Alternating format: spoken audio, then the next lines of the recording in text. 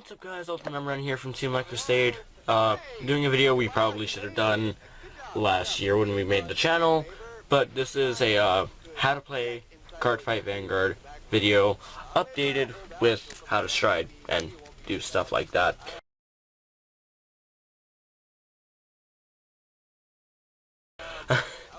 Alright, to begin with, to go over the basics, you have your starting Vanguard, which is a grade 0 with no trigger symbol.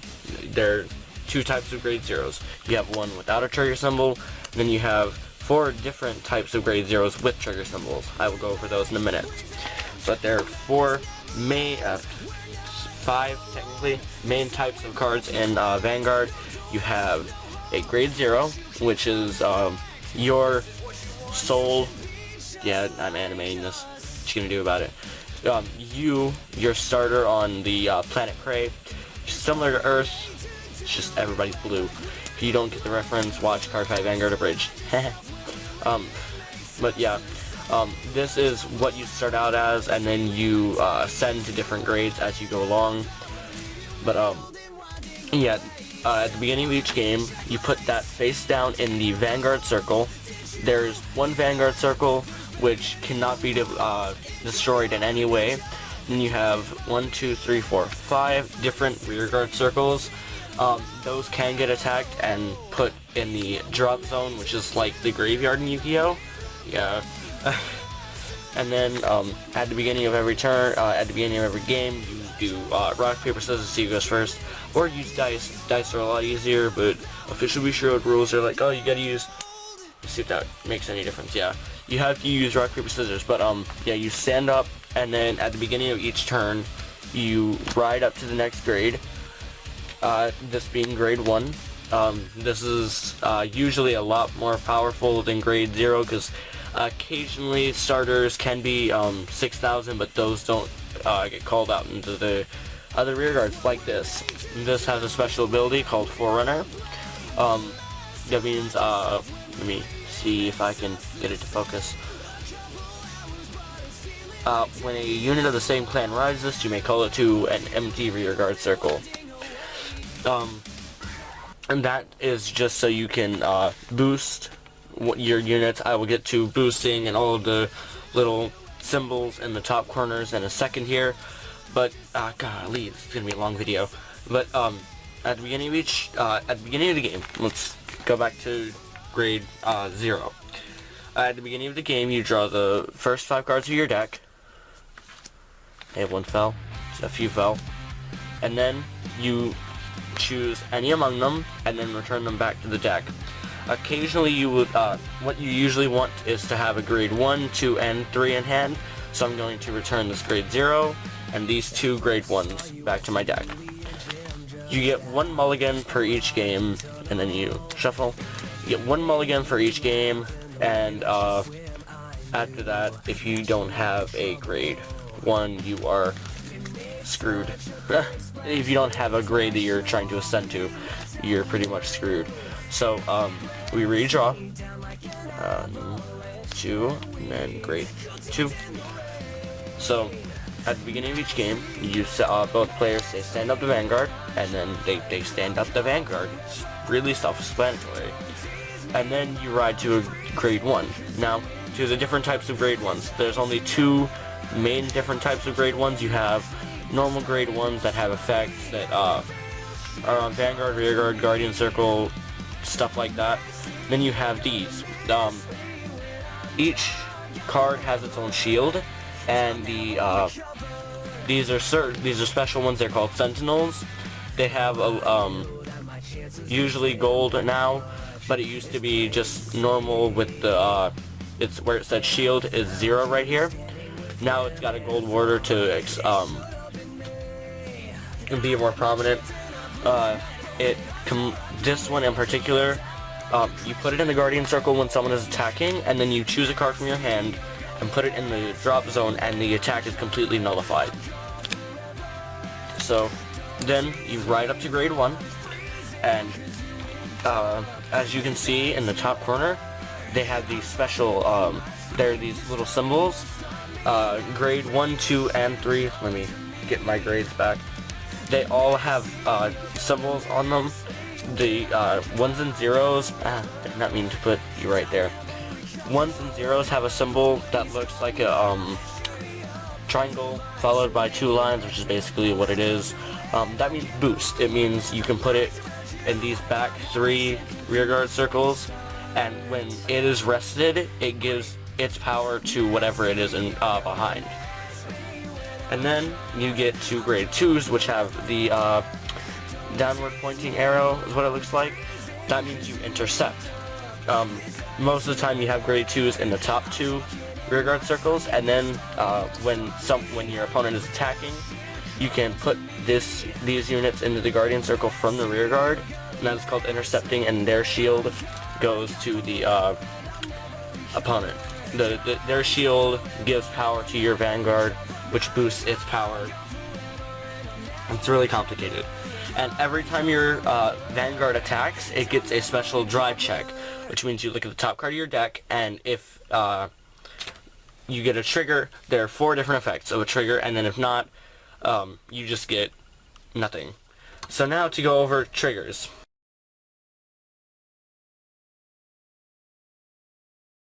There are 4 different types, 4 main types. You have a stand trigger. Okay, let's start off with heal trigger. A heal trigger is if you get it in a drive check or a damage check, you all triggers give plus 5,000 to the Vanguard and a special ability. Let's say you're at 2 damage and your opponent is at 1. You're attacking and then get a heal trigger in the drive trigger check. Well, I'm trying to move everything. Well, then that means you can, let's say you're getting in a damage check. You put it over there, and then you get plus 5,000 to your Vanguard. Since you have more power than since you have more damage than your opponent, you can choose any one of these and put it in the drop zone to heal it. The point of Vanguard is to get your opponent to 6 damage, which is the basic damage thing. Yeah, that made sense.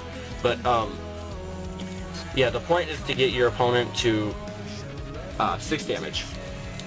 It's pretty simple. Now on to the second type of trigger. We have a draw trigger, which if you get it in a drive check or a damage check, it gives plus 5,000 to your Vanguard, and then you draw an extra card no matter what damage you are at. Now on to, let me just put these right here.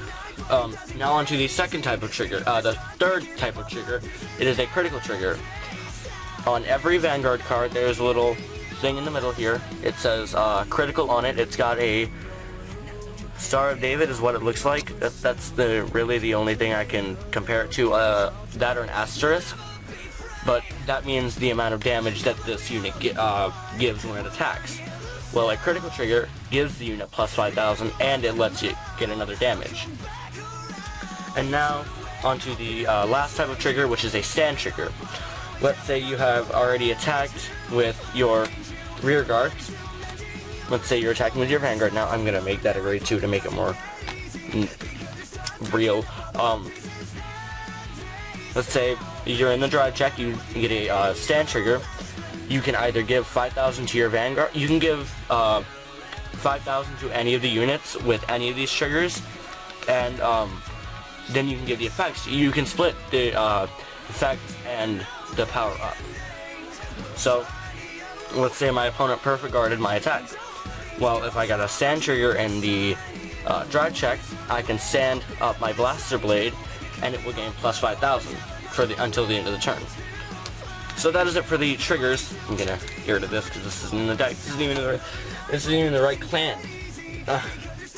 Now on to grade 3s. There are 2 types of grade 3s. You have normal grade 3s. Actually, like 3.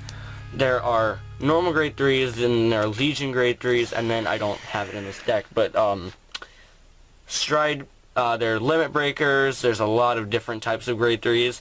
I don't think I have any Limit Breaks near me. Break is, if you're at 4 damage, it gets a special ability. There are Break Rides and other stuff, but this deck does not use them. This deck runs based off of a Legion,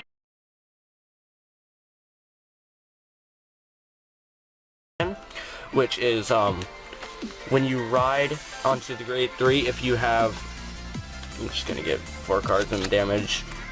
If you have if you have 4 or more cards in the drop zone and both you and your opponent are at grade 3, there is a name right here on the card. Up at the top it says this one, and specifically, yeah. It says right here at Legion 21,000, and it says King of Knights Alfred. That is who it Legions with. So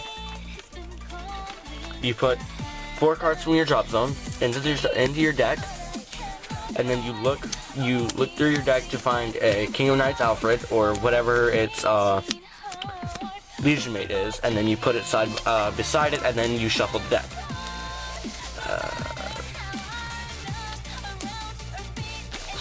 The point of a Legion is to A, recycle cards back into your deck, and B, to gain power. Both of their combined powers are 21,000, not 2100. And then, due to Azel's skill, when it Legions, Soul Blast 2, which is when you, this is your soul. Your Vanguard has different cards under it. That is called your soul. It's usually consisted of just the things that you rode, or if you're running a specific, certain kind of deck, cards that you have in the deck go to your soul. But soul blasting is when you take cards from your soul and then just put them in the drop zone. This is requires a soul blast of 2, and then choose a card with the same name on the Vanguard, either Alfred or Azel, from your hand and discard it. And you can search your deck for a grade 1, a grade 0, a grade 2. So let's put a grade 2 right here for safety, for simplicity, a grade 1 and a grade 0. Now, the grade 3 has a special symbol. It is called Twin Drive. Instead of just the normal 1 drive check, you get 2. So when it attacks, it gets 2 drive checks. Wow, making this a lot more complicated than it needs to be. And then at the beginning of each turn, you stand up all of your units and draw each turn.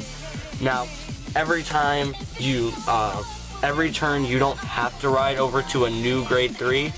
It's not necessary. And then there's a new thing that just got added this year. It's called striding.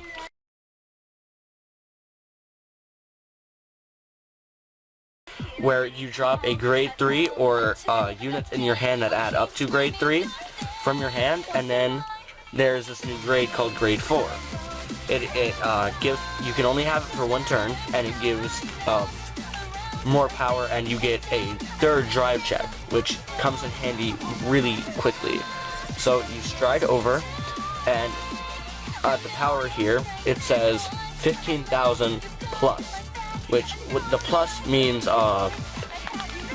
it has 15,000 plus whatever the card under it has. So it would be 15,000 plus 11,000, so that equals up to 26,000, which is normal. And then he has a skill. Whenever this attack hits a Vanguard, search your deck for a grade 2 or greater and call it to the rear guard, shuffle the deck. With the Royal Paladins, calling stuff from the deck comes really in handy, because when due to the King of Knights Alfred's skill, it cannot be boosted by whatever is behind it, but it gains plus 2,000 for everything on the field. So right now it would be, if it was just Alfred, right now it would be at 20,000, but since it is Legion, it is at 31,000. And then due to her skill, all of your units with King of Knights Alfred in the same column as this unit gain plus 1,000. So it is a base of 32,000. Now when you attack, it's not even calculating the triggers that you get, which I highly doubt I'll get any. Yeah, I should like stack it when I'm trying to do tutorial videos. But whenever your opponent attacks, if you are at grade 3 or let's go, done with this phase, let's go to what happens when you have to guard.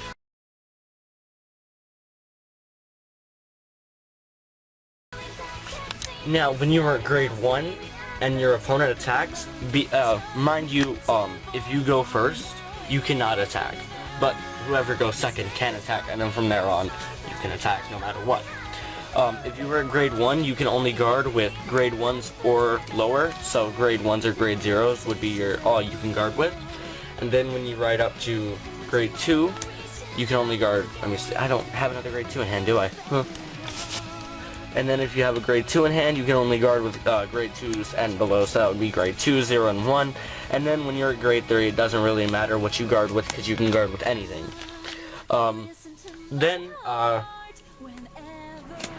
What next? G-assist. Okay, let's say you're a grade 0, or any grade really. Let's put this back. Let's say in your starting hand you don't get a grade 1. So I'm gonna hold on. Okay, in your starting hand, after you've redrawn, say you don't have a grade 1. You can then show that to your opponent, look at the top 5 cards of your deck, and try to find a grade 1. Alright. Then it lets you superior ride that card that you found.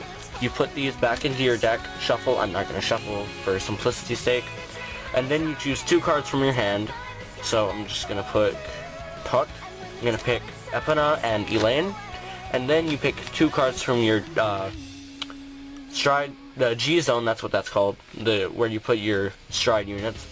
You get 2 cards from there, and then you cannot use those 2 cards, those 4 cards for the rest of the game. That is called G-assisting.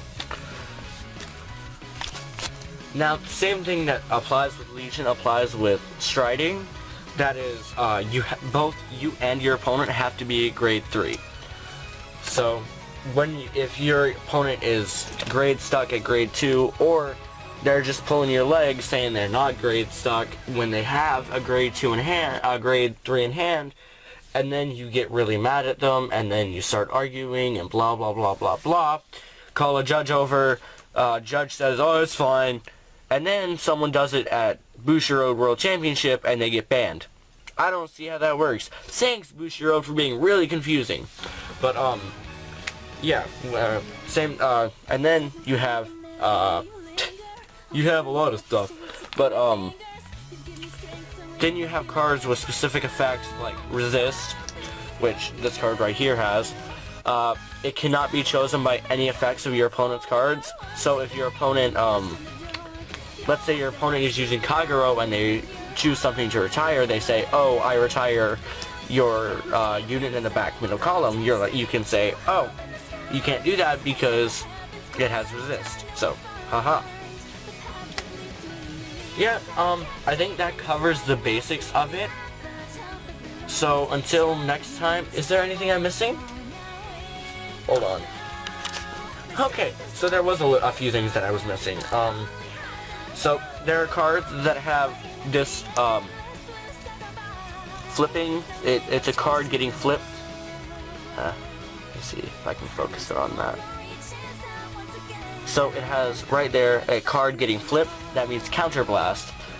And due to his skill, you only have to counterblast 1 card. But counterblasting is when you flip one of your damaged card, one of the cards in your damage zone. And then there's a ability called Soul Charge, special action or effect called Soul Charge. That's what it looks like. It's a card going into the soul, and then the V stands for Vanguard, obviously. So a Soul Charge is when you take a card from the top of your deck and put it into the soul. Now the 3 types of abilities. Let's see if I have one with all 3. No, I only have 2. But okay. There are, the green one is auto, which means automatic, aka you can use it whenever the card says. Let's see. Here, Amos. Use Amos for example. You counterblast 1, and whenever this unit attack hits a Vanguard, you can call a Blaster Blade from your deck, and his skill needs no counterblast. It is absolutely free. And then you have an Act ability, which means the ability is activated. It is an ability that you can activate freely by paying the cost, no matter what. The ability can be activated any number of times as long as the cost can get paid. You can only activate an Act ability in main phase 1. That will not. I'm using Yu-Gi-Oh rules. You can only activate it during the main phase. You can't do it during the the battle phase, the or anything. I believe that is it for this one. There are 3 different types of, there are 4 normal types of phases. You have the stand phase, which is at the beginning of your turn, you stand up all of your units, and then you draw a card, and then you ride up to the next grade. It doesn't, you don't have to, if you're already at grade 3, you don't have to ride. Then you have the main phase, which lets you use, Act abilities, you can place units on the rear guard, all of that stuff. And then you have the battle phase, which lets you attack, guard, do anything that you need to. I think that is it. Yep. Well, I will see you guys next time on the next episode. Find out what happened next time on Dragon Ball Z. Actually, you know what? Yeah. I have to go over the card, don't I? Yeah, I still haven't done that. That was a bad idea. Hey, there are different points on the card. You have, this is probably going to be at the beginning, but oh well, I'm probably not going to do anything with it. There are there are a lot of places on the card. You have the grade, which is the grade symbol, which is up at the top left corner. And then right below that you have the either boost, intercept, or twin drive symbol. And then right here you have a shield. The shield gets added to whatever your Vanguard's power is. So let's say this is in my hand and I put it in the Guardian Circle. My Vanguard gains plus 10,000 until the end of that battle. And then right here, where the sword is, you have power. That is his power. That is how much he has. And then you have right here, as I've already pointed out, the critical, which is the amount of damage that gets outputted whenever this unit attacks. Then right here, you have its clan. There are a ton of different clans out there. This one in particular is Royal Paladin. This one in particular is Royal Paladin. And then I have one right here, which is Oracle Think Tank. And then I have one right here. I have 2 more. Then you have Dimensional Police. That is in the Stargate Zone. And then you have Bermuda Triangle. And yada yada yada. Each one has a different... You can only use one certain clan in each of your decks. Unless it's Majesty Lord Blaster, which uses Blaster Dark and Blaster Blade. And I believe... Hold up. I missed one thing. The race of the card. Let me get 3 different ones. Most clans have sub-clans, which are also known as races. This one, all Bermuda Triangle units are Mermaid race. That's obvious. And then, most Dimensional Police, I'm not going to say all, most are Battleroid. And then, these are, the Royal Paladins that I'm using are either Giant, or they are either, they're categorized as Giant or Human. So yeah, that wraps up, this tutorial video on Cardfight Vanguard. I hope you guys have a great time, and, happy card fighting. It's different outro every time.